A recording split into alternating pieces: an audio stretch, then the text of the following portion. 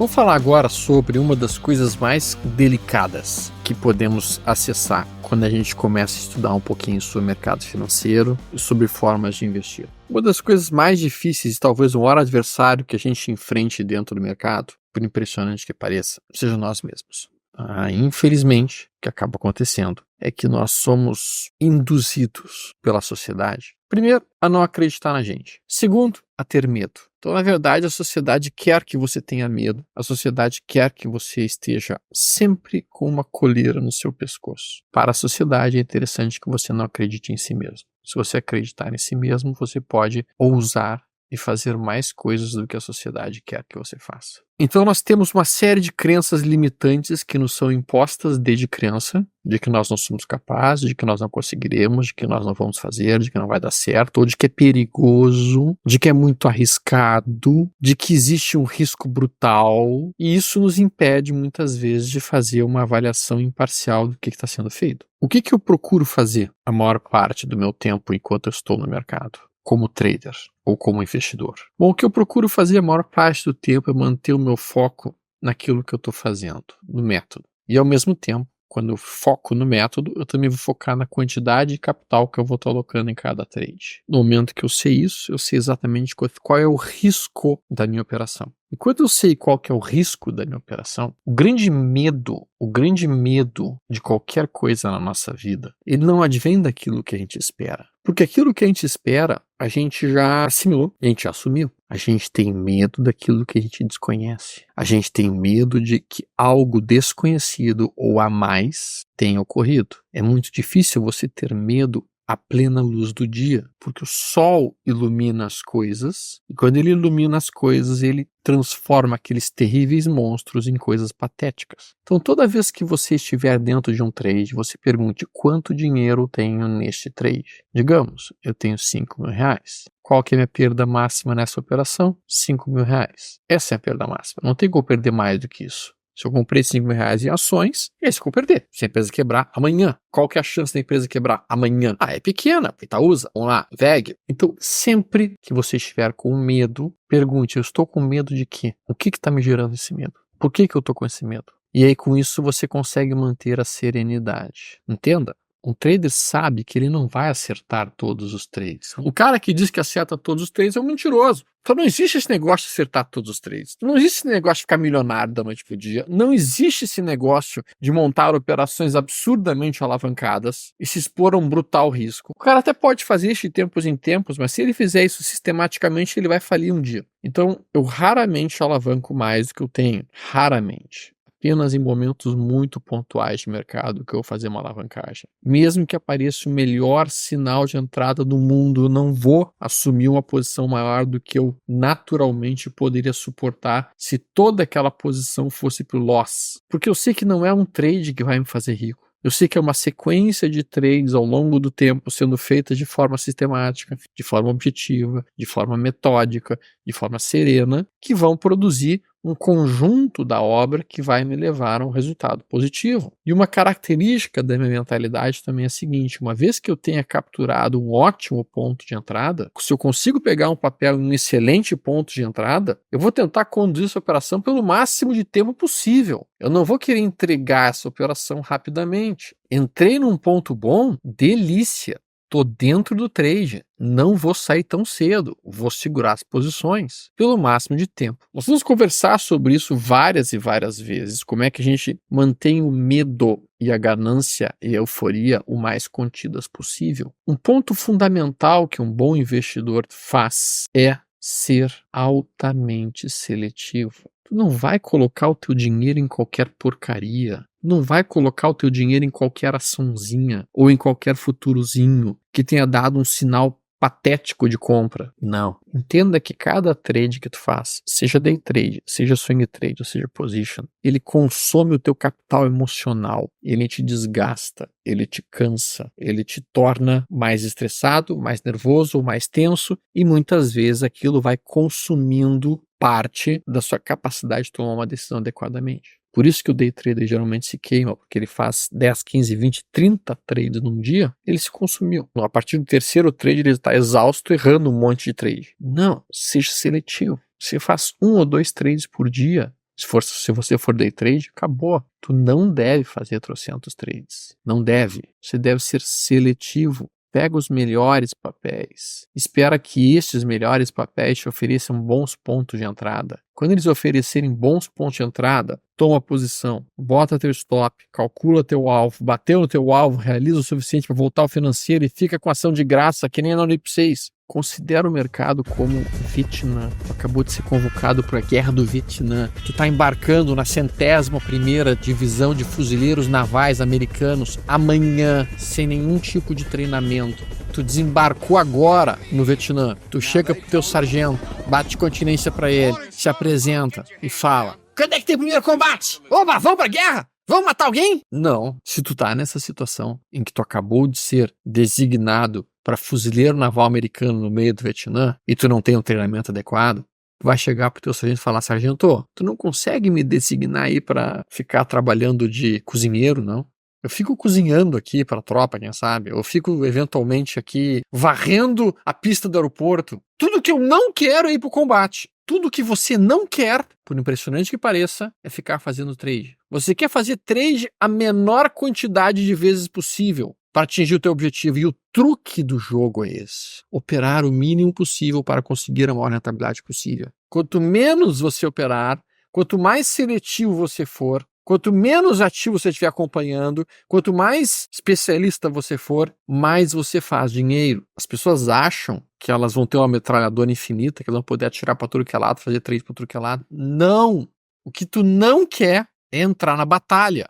Tu vai ter que ter argumentos muito sólidos para pensar em entrar numa batalha. Tu vai ter que ter assim, lucro por ação crescendo na empresa, tu vai ter que ter tendência de alta na empresa, tu vai ter que ter o período de acumulação aparecendo na empresa. Aí quando aparecer todos esses sinais, tu pega e fala: ok, eu exigi que a média móvel de 8 estivesse subindo acima da média móvel de 80. Eu exigi que o lucro por ação da empresa estivesse subindo nos últimos trimestres. Eu exigi que aparecesse um sinal de consolidação. Eu exigi que acionasse a ruptura. Tudo isso feito num gráfico semanal. Tá, o mercado fez tudo isso? Fez. Putz, eu vou ter que comprar. Que coisa. Eu não queria ir, mas ele fez tudo o que eu exigi. Eu vou ter que ir. E aí tu faz a operação. E aí tu sai da operação o mais breve possível para sair do risco o mais rápido possível, deixando ações residuais. Outro ponto importante, esse ponto número 8 aqui. Seguir o caminho de menor resistência do mercado. Seguir o caminho de menor resistência do mercado. O que é o caminho de menor resistência do mercado? É aquilo que eu tinha previamente conversado com vocês. Vamos pegar esse gráfico aqui. Esse gráfico aqui é o gráfico da Vale, gráfico semanal. Qual que é o caminho de menor resistência do mercado? Se a gente dá um zoom out, não tem topo aqui anterior, ó. Tem nada. O lado esquerdo do gráfico está vazio, é o vácuo. É o vácuo pleno e vazio. Se o mercado continuar subindo, ele vai ter muitas resistências? Não tem, porque está vazio aqui. Se o mercado cair, onde é que tem suporte? Onde é que tem comprador pensando em comprar? Ah, tem gente querendo comprar aqui, tem gente querendo comprar aqui nesse fundo, tem gente querendo comprar nesse outro fundo, tem gente querendo comprar nesse topo anterior rompido, tem gente querendo comprar nesse topo anterior rompido, tem mais gente querendo comprar nesse fundo, tem mais gente querendo comprar nesse fundo aqui, tem mais gente querendo comprar nesse fundo aqui. Olha a quantidade de pessoas e de zonas de possíveis compradores que o mercado teria que romper para conseguir fazer uma queda realmente mais importante. Tem um monte de comprador defendendo em uma série de zonas. Então, qual que é o lado que tem menos resistência? O lado que tem menos resistência é o lado da compra, neste caso. Vamos pegar o caso da Ciel. Digamos que Ciel, por um milagre divino, começasse a subir. Então, de uma hora para outra, a Ciel começa a ouvir as preces das milhares e milhares de pessoas que estão compradas nesse papel desde aqui de cima, ou desde aqui, certo? Digamos que começar a subir. Quais são as resistências que existem? Bom, se esse troço começar a subir, já tem um topo aqui anterior, já tem gente querendo vender aqui. Já tem mais gente querendo vender aqui, nesse topo. Aí tem mais gente querendo vender nesse fundo perdido. Quem não estopou já ter estopado, tá querendo vender aqui. Aí tem mais gente pensando em vender aqui. Aí tem mais gente pensando em vender aqui. E sim, tem gente pensando também em vender aqui se voltar para o ponto que eles compraram aqui em cima. Ou vocês acham que não teve gente que comprou aqui? Vocês acham que não teve gente que comprou aqui? Vocês acham que não teve gente que comprou aqui ou aqui? Essas pessoas que compraram aqui e aqui, como é que elas estão se sentindo? Você acha que elas estão felizes? Você acha que elas estão alegres? Se elas já não estoparam? Se elas não estoparam, elas estão em pânico, implorando que suba um pouquinho até ali. Então o fato é que se esse papel conseguir subir até aqui, vai ter venda, subir aqui tem mais venda, mais venda, mais venda. Olha quanta resistência pela frente que tem antes de conseguir realmente limpar uma zona e ter um caminho relativamente livre. Qual que é a chance que esse papel tem, de uma hora para outra, de vencer todas essas pressões de venda? Não é muito mais fácil para ele? Não é muito mais confortável para ele? Não é muito mais simples para ele fazer isso? Que aqui ele tem que perder só esse fundo? O mercado tende a seguir o caminho de menor resistência, porque o mercado ele vai seguir o caminho mais fácil para ele, não o mais difícil. Ele é como a água. A água não tenta ir contra a parte mais difícil, ela procurando o seu caminho, ela vai se moldando e indo para o caminho mais fácil. Você deve ser igual à água, fluídico como ela, adaptável como ela. Muito bem. Este outro ponto aqui, testar todos os modelos. Esse erro aqui eu cometi muito. Eu acreditei em modelos que estavam escritos em livros e comecei a usar em conta real aquele dinheiro, naqueles modelos. Cara, quanta burrice que eu fiz no passado, cara, meu Deus, cara. Cara, assim, quando eu olho os erros que eu cometi lá em 2000, 2001, 2002, foi tanto erro um atrás do outro, tanta burrice, porque eu acreditava que o que estava escrito no livro funcionava. Tem um monte de bobagem escrita em livro, mas um monte de bobagem. De tudo que está escrito em livros, eu acho que eu consigo resumir que 10 ou 15% vale a pena. Então, tudo que eu vou falar, testem. Tudo que eu for falar, testem. Todos os modelos que eu vou falar, testem. Até porque, às vezes, um modelo funciona em um papel, mas não funciona em outro. Funciona em um time frame, um período operacional, mas não funciona em outro. Funciona em um setor, mas não funciona no outro. Então você precisa descobrir não apenas um sistema operacional, mas também, basicamente, se aquele sistema operacional funciona no período que tu está operando, se aquele sistema operacional funciona no ponto em que você queria comprar, no período, no papel, na época do ano. Estão vendo a quantidade de variáveis que existem em cima disso? E tudo isso significa o quê? Trabalho e teste. Por isso que não tem como tu apresentar uma fórmula mágica do enriquecimento. Porque ela não existe, nem nunca vai existir. Agora, existem formas de se conseguir bons resultados se tu utilizar um certo princípio lógico. E um dos princípios lógicos que um bom crocodilo tem eu não vou comer todos os dias. O crocodilo sabe que vai ter dias em que o mercado vai estar ruim e vai ter dias em que o mercado vai estar ótimo. E quando ele visualiza um dia ótimo de mercado, esse é o dia que ele aproveita. E ele sabe que não operar, muitas vezes, é operar. Ele sabe que ele tem que ficar parado algumas horas, poupando energias. O que tu quer dizer com isso, Alexandre? Saiba identificar os momentos em que tu não tem que fazer nada. Quando é o momento em que tu tem que fazer nada? Muito bem. Você tem uma tendência de alta no semanal, só que no semanal o mercado começa um processo corretivo. Isso aqui se traduz no diário por o quê? Você tem aqui a tendência do diário fazendo isso daqui, e daí o mercado faz isso aqui no diário. Começa a andar para uma tendência de baixa, que é essa perna aqui e essa perna aqui. O que é pior? E aí tu entra nos 60 minutos está aqui de lado. Você tem uma tendência dizendo alta, a outra tendência dizendo baixa e outra tendência dizendo lado. Esse momento aqui, sai do mercado, não mexe nele. Vai ser só problemas se você fizer isso. Quando é que é o momento que você tem que estar dentro do mercado? Quando todas as tendências estiverem favoráveis. Todas as tendências favoráveis. Quando tudo estiver te dizendo green to go, vai, verde, verde, verde, ok, tudo pronto, vai embora. Ainda dentro da mentalidade de um crocodilo, o que funciona assim? Eu sou responsável por tudo que me acontece. Eu não sou vítima da vida. Eu não sou um passageiro da minha vida. Sou eu quem construo o destino da minha vida. Sou eu quem escolho meus trades. Sou eu quem escolhe minhas operações. Sou eu quem escolhe o meu destino no final das contas. Sabe por quê? Porque, na verdade, a vida que a gente tem hoje, a realidade que a gente tem hoje, ela foi construída a partir do quê? A partir de todas as decisões que a gente tomou no passado. Então, cada decisão que você vai tomando no agora, vai moldando o seu futuro. E se a sua realidade, a realidade que você vive hoje, ela não está boa, ela não está agradável, você não está gostando dessa realidade, o que você tem que fazer? Você tem que analisar quais foram as decisões que você tomou na vida que te levaram a este ponto que você se encontra. E a partir disso, começar a tomar decisões diferentes. Claro que as pessoas hoje gostam muito e é muito mais confortável colocar a culpa nos outros. Ah, olha só, não, olha, eu tô mal, mas é porque na verdade eu nasci sem condições, eu nasci sem possibilidade. Cara, olha o dono da Flytour, olha a história do dono da Flytour.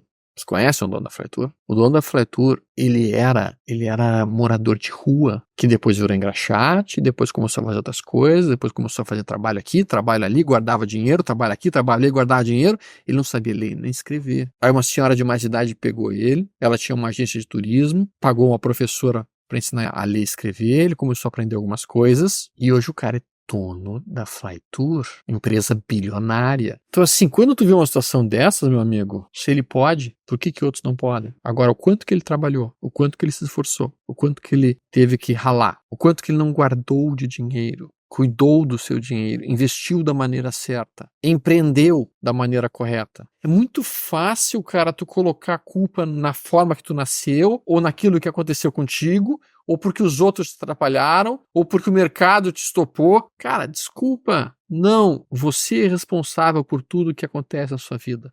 Não existe ganhar dinheiro. Eu nunca ganhei dinheiro na minha vida. Eu faço o meu dinheiro. Perceba a diferença que existe entre ganhar dinheiro e fazer dinheiro. Os americanos nunca falam em ganhar dinheiro. Eles falam I make money. Eu faço dinheiro. Por trás disso existe uma programação neurolinguística, porque você só ganha coisas de graça. Quando você fala em ganhar, você não tem merecimento. Já pensou sobre isso? Então quando fala, eu ganho dinheiro. Não, tu não ganha dinheiro, cara. Tu faz dinheiro. Ou tu não trabalha por ele. Ou tu não te esforça por ele. Ou tu não estuda por ele. Ou tu não fez por merecer o dinheiro. Eu não ganho dinheiro, eu faço dinheiro no mercado. Eu faço dinheiro com meus trades, porque em cima dele existe todo um trabalho mental e toda uma forma, uma metodologia. Então, enquanto você falar que você ganha dinheiro, você subconscientemente está dizendo para o seu cérebro que você não tem merecimento desse dinheiro que você fez. E daí o que você acaba fazendo se você não merece uma coisa?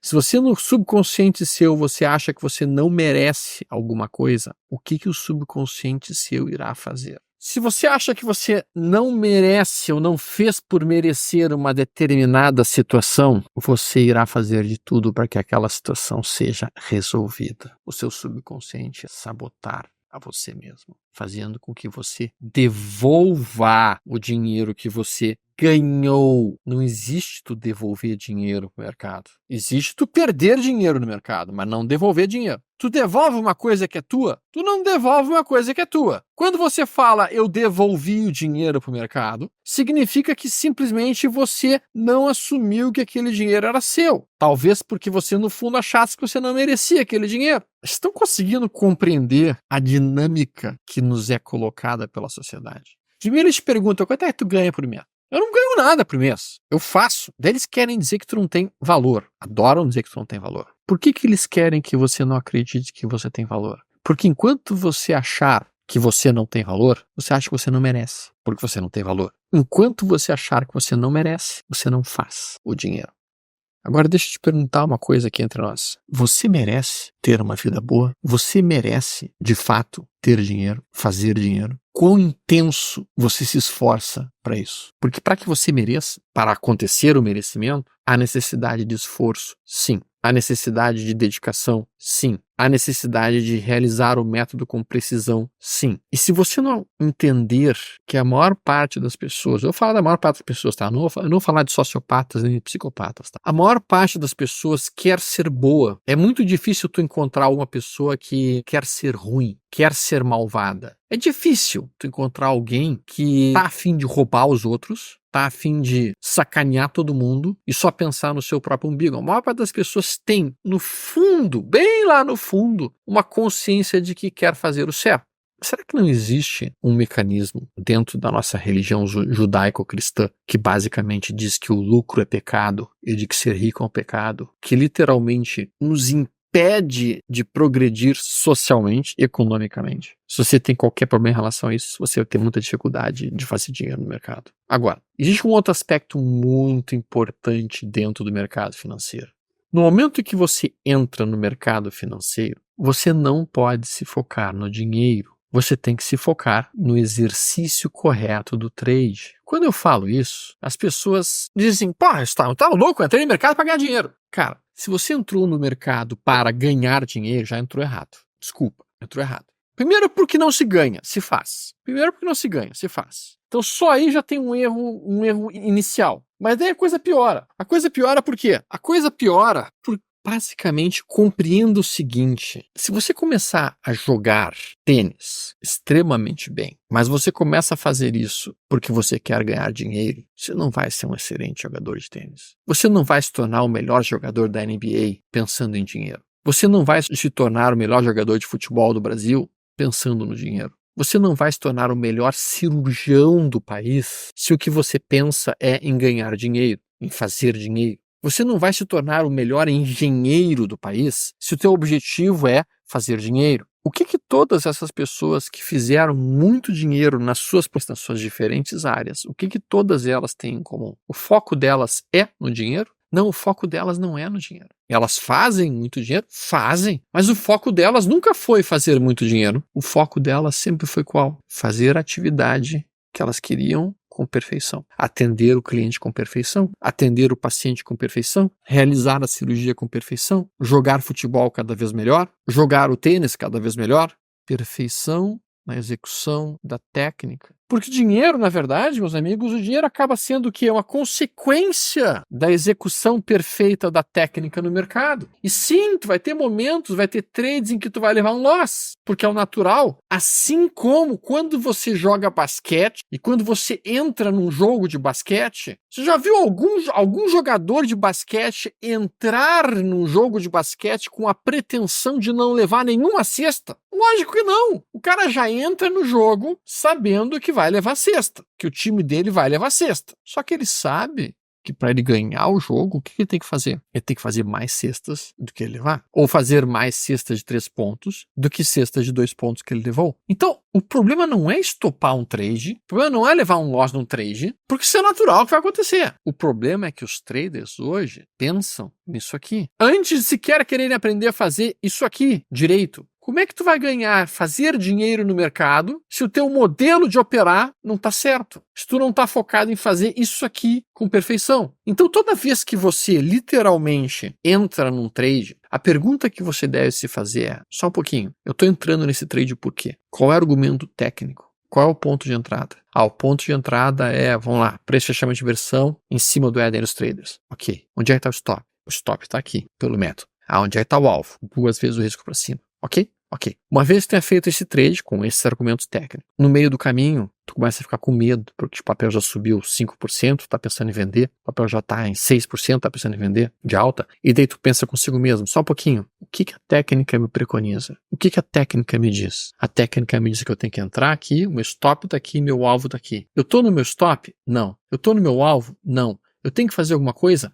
Não. Depois que tu montou o teu plano, o que tu tem que fazer é seguir o plano. Não é ficar contando quanto dinheiro você já fez, ou quanto dinheiro você já perdeu, ou quanto dinheiro você vai fazer se você finalizar o trade naquela hora. Mas Stomer, eu tô muito chateado com os trades que eu fiz no passado, que eu perdi dinheiro, queria ganhar um pouco mais de confiança. Cara, te dizer uma coisa, passado tá no passado. O passado não importa para o trade que eu estou fazendo agora. O futuro também não me importa. Só o que importa é o gráfico agora. Só o que importa é poder olhar o gráfico agora e ver se o gráfico agora tem algum sinal de entrada, sim ou não. Agora, nesse minuto. Não é daqui a 1 hora, não é daqui a 2 dias, não é daqui a 2 semanas. É agora. E não é o que aconteceu no passado. Porque eu tô machucado, que eu levei 2 loss seguidos. Porque eu levei 3 loss seguidos. Desculpa, meu amigo. O que está no passado, está no passado.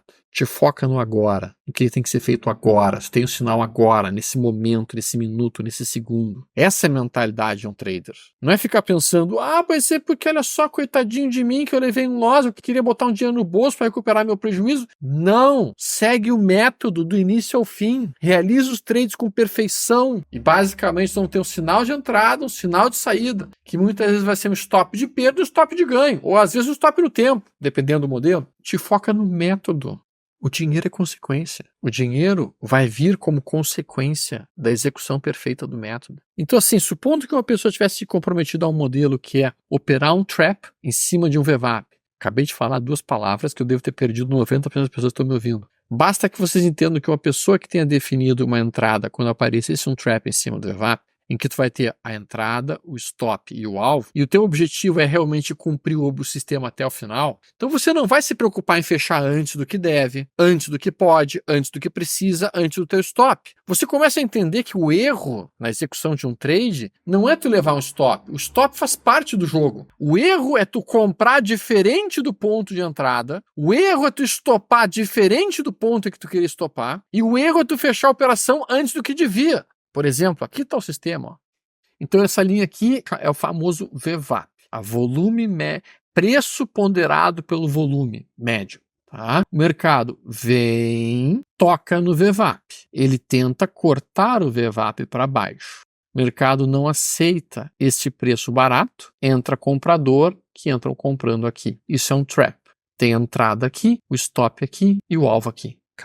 Acabou. Objetivo, focado, sistemático. Eu vou voltar nesse sistema operacional mais adiante, quando eu estiver conversando sobre sistemas operacionais. Eu quero só que vocês entendam a metodologia. Então o cara vai ver esse candle vermelho, ele vai pensar em fechar a operação? Não. Por que não? Porque não está nem no stop dele, nem no alvo dele. Ah, mas é que eu tô aqui, Alexandre, eu não quero mais perder dinheiro, porque afinal de contas eu comprei aqui, se eu vender aqui eu tô ganhando dinheiro, e aí daqui a pouco o mercado pode cair e me estopar. Sim, tudo pode. Tudo pode. Mas sabe por que o cara está pensando em vender aqui? Porque ele está com medo que o mercado recue e bata no stop dele. E daí, se bater no stop dele, ele vai estar perdendo aqui o dinheiro que ele botou na operação. Sabe por que ele ainda tem este medo? Porque ele acha, por algum motivo, não sei qual, que ele ainda não perdeu aquele dinheiro. Ele acha que aquele dinheiro ainda faz parte do corpinho dele. Não faz mais parte do teu corpinho, meu amigo. Eu vou voltar aqui. Vamos lá. Digamos que o cara tenha comprado aqui. E aqui, então, é 103.700 pontos. E aqui, o stop dele esteja em 103.500 pontos. Então, existe uma diferença aqui de quantos pontos? Existe uma diferença de aproximadamente 250 pontos. Bom, primeiro o cara está operando aqui futuros, né? Que é uma porcaria. Mas tudo bem. O cara está operando aqui com 250 pontos. Digamos que tenha trabalhado com 5 contratos do mini. No momento que tu trabalha com 5 contratos do mini, tá? Isso aqui vai ser equivalente, cada variação de 1 ponto vai ser igual a R$1 que tu vai ganhar ou perder. Por quê? Porque um contrato de mini é igual a 0,20 centavos para cada variação de 1 ponto. Certo? Então, digamos que o cara tenha comprado 5 contratos aqui, com stop aqui, com o alvo aqui em cima. O alvo dele está em 104.409, a entrada dele em 103.700, então eu tenho um alvo de quase 700 pontos aqui, para um stop de 250 pontos. Se ele comprou 5 contratos, então ele está arriscando R$250 para tentar buscar algo em torno de, esse aqui é o risco, para um benefício potencial de R$700. Bom, o que está acontecendo aqui? O mercado dá uma subida, aí tá feliz, eufórico, né? E daí ele vê esse candle vermelho e pensa, quem sabe eu vendo aqui para botar o meu dinheiro no bolso. E para evitar que se chegar aqui embaixo eu perca R$250. Cara, presta atenção. No momento em que tu comprou aqui, você já perdeu esses R$250. Considera, sempre que tu iniciar uma operação, considera que o stop já foi acionado e que você já perdeu. Se você partir do pressuposto que o pior já aconteceu, aí o medo desaparece. Porque o pior, que seria a perda de R$250, cara, ela já aconteceu. Ah, mas eu não aguento perder R$250, Stomer. Então opera menos. Um contrato, tu vai estar perdendo, no máximo, um contrato com 250 pontos, um contrato com 100 pontos é R$20. 250 pontos, tu vai estar perdendo em torno de uns R$60. Tudo é uma questão de tamanho de posição, até que fique encaixado um tamanho de posição que seja confortável para você. O que você não pode é estar operando um nível que, se você perder aqui, a dor seria tão grande que você não consegue mais fazer da maneira correta o trade. Não se permita esse tipo de situação. Não se permita estar operando um nível tão alavancado ou um capital tão grande que, se você perder, você simplesmente não conseguirá cumprir a técnica com perfeição. Quer operar com perfeição técnica? diminui o tamanho da posição. Diminui o tamanho da posição, isso vai automaticamente fazer com que você opere da maneira correta. Porque tu vai estar operando de sangue doce. Absolutamente de sangue doce. Que é a melhor coisa que um trader pode fazer. Não operar desesperado pelos resultados. Desesperado para que a coisa dê certo. Uma coisa que eu já percebi na vida é que quando tu está desesperado para que uma coisa dê certo, ela não vai dar certo. É a clássica lei de Murphy, tá? Então o Murphy era um engenheiro americano e ele descreveu várias leis de Murphy que são bastante interessantes porque infelizmente elas dão certo muitas e muitas vezes. Na verdade são 8 leis de Murphy que ele descreveu, tá? Uma das leis de Murphy principais é a seguinte: se algo pode dar errado, dará. Então inicie todo o trade acreditando na lei de Murphy, vai dar errado. Inicie todo trade acreditando que ele vai dar errado. Todo trade. Tá? A outra coisa que é importante que o Murphy sempre diz assim, a outra fila sempre vai estar mais rápida. E já está provado matematicamente falando por que isso acontece. Por que a outra fila sempre vai estar mais rápida. Tá? Vamos lá. Tu tem 4 filas de carros, e a tua sempre vai ser a mais lenta ou uma das mais lentas e sempre vai ter uma outra fila mais rápida. Por quê? Porque se tu tem 4 filas, tu tem 75% de chance no mínimo de que a sua fila seja uma das mais lentas e as outras estejam indo mais rápido. E automaticamente falando, o mesmo acontece em ações. Você nunca vai comprar a ação que mais vai estar subindo. Sempre vai ter uma subindo mais que a sua. Sempre vai ter uma andando muito mais rápido que a sua. Já perceberam isso? Isso é um fato. Isso é um fato inequívoco de uma das leis de Murphy. Tem outra coisa que eu preciso deixar bem fixado com vocês, e aqui entrando na parte de mentalidade cada vez mais, de gatilhos mentais cada vez mais importantes que um trader, mas que também uma pessoa que não opera no mercado pode usar na sua mente. É o seguinte, no trade, tá? Tu não tem que se preocupar com o que pode acontecer, ou com o que vai acontecer, ou qual é a variável que pode rolar em seguida que vai modificar o teu trade. Não se preocupa com isso. O trader tem que fazer que nem Epiteto dizia. Preocupe-se com o que está na sua esfera de poder. Olha a frase do Epiteto, A Arte do Viver, que eu até comentei outro dia no livro. De todas as coisas existentes, algumas estão sob nosso poder e outras não. Debaixo do nosso poder, resumidamente falando, estão as coisas que resultam das nossas ações, daquilo que a gente faz. As coisas que não estão resultantes das nossas ações, elas não estão debaixo do nosso poder e, portanto, não devo me preocupar com aquilo. Então, um trader tem debaixo do seu poder o quê? O ponto de entrada, o ponto de stop, o ponto de alvo e quanto de dinheiro. É isso que nós temos. E aí eu poderia colocar aqui mais uma coisa. Qual ativo? Qual o ativo? Esses seriam a esfera de influência que um trader tem. E tem um outro ponto aqui, o período operacional. Qual período? Essas são, basicamente, a esfera de influência que um trader tem. Todo o resto não está no teu controle. Nem no teu, nem no meu, nem no de ninguém. Tu nunca sabe quando um trade vai dar certo. Tu não tem como saber quando um trade vai dar certo. Se você aceitar que você não tem como saber qual trade vai dar certo e que a única missão que você tem na vida como trader é executar um determinado sistema operacional com perfeição, daqui para frente a única pergunta que você vai fazer para si mesmo é: eu fiz esse trade exatamente dentro do meu modelo? Sim ou não? Se a resposta for sim, não existe mais culpa. Não tem por que tu te culpar se tu fez o modelo exatamente dentro do que tu queria. Se a resposta for não, tu vai ter que te perguntar: por que eu saí do meu modelo? Por que eu fiz as coisas diferentes do que eu queria? Por que eu não segui meu modelo? O que me levou a produzir um modelo errado? Mesmo que ela tenha dado lucro. Porque às vezes tu pode fazer uma operação fora do teu modelo e ganhar dinheiro. Isso é horrível, porque tu fica induzido a fazer isso novo. E na próxima vez tem uma grande chance de dar errado. Então a mentalidade é: te foca naquilo que você como trader pode influenciar. Eu não tô nem aí se Biden ganhou, se Trump ganhou. A minha função dentro do mercado é: tem um ponto de entrada aqui, tem um stop aqui, tem um alvo aqui, eu vou botar isso e fazer esse trade assim, pronto. Eu até posso entrar numa seara política. Honestamente, já conseguiu convencer alguém de alguma coisa sobre política? Já conseguiu mudar a opinião de alguém sobre alguma coisa em política? Já conseguiu fazer com que um flamenguista deixasse de ser flamenguista e virasse vascaíno? Já conseguiu tirar um gremista do Grêmio e botar ele no Inter? Política, futebol, religião. Não adianta tu discutir sobre isso. tu vai discutir sobre isso, tu não vai mudar a opinião da pessoa. A opinião da pessoa não está na tua esfera de influência. Não, a opinião de outra pessoa não depende da tua ação, depende da ação dela e de como ela vai interpretar. Então não me importa como é que eu opero direito no mercado. E um dos conceitos mais importantes que vocês têm que ter em mente se chama expectativa matemática. Por quê? Porque as pessoas, infelizmente, acreditam que para ganhar dinheiro no mercado, elas têm que estar mais certas do que erradas. Elas têm que acertar mais vezes do que elas erram. Cara, quando eu ouço isso, cara, só rindo, né? Só rindo. Nada pode estar mais longe da realidade do que isso. Para que você faça dinheiro no mercado, você não precisa acertar 90% dos teus trades, 90% das tuas previsões. Você não precisa acertar nem 70%, nem 50%. Eu tenho um aluno meu que ele me mandou a planilha, ele mandou a planilha dele de trades, registro de trades, para ver se ele estava fazendo as coisas certas. Eu fui olhar os trades dele. Planilha com mais de 350 trades que ele fez. Nível de acerto dele, 15%. 300 trades com nível de acerto de 15%. Resultado financeiro dele, em cima do capital dele, que era um capital de R$100 mil, e estava com um resultado financeiro em 3 meses de 30%. Ele estava com um ganho de R$30 mil.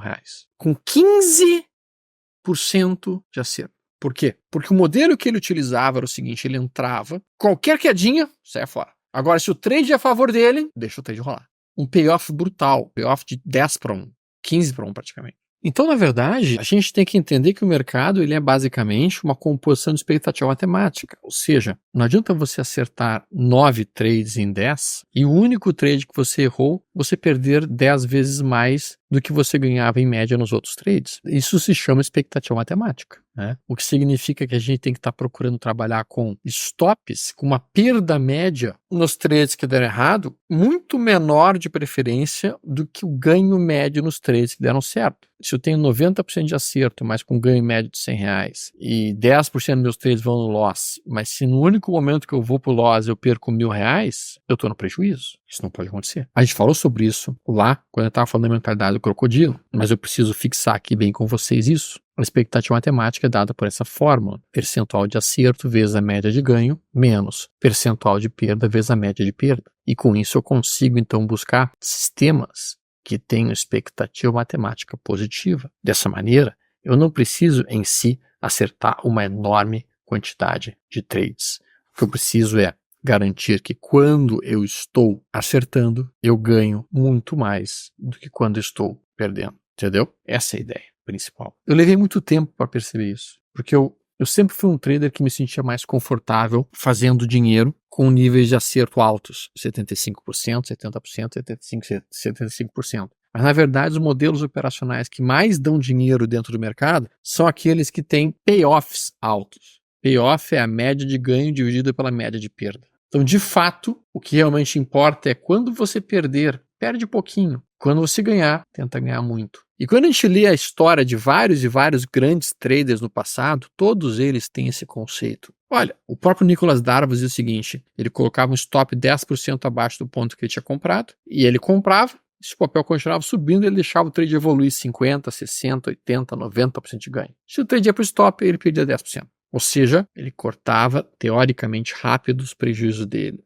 O Bernard Baruch também sempre disse isso, e o William O'Neill também parte exatamente do mesmo conceito, cortar rápido prejuízos e deixar o lucro evoluir o mais fortemente possível.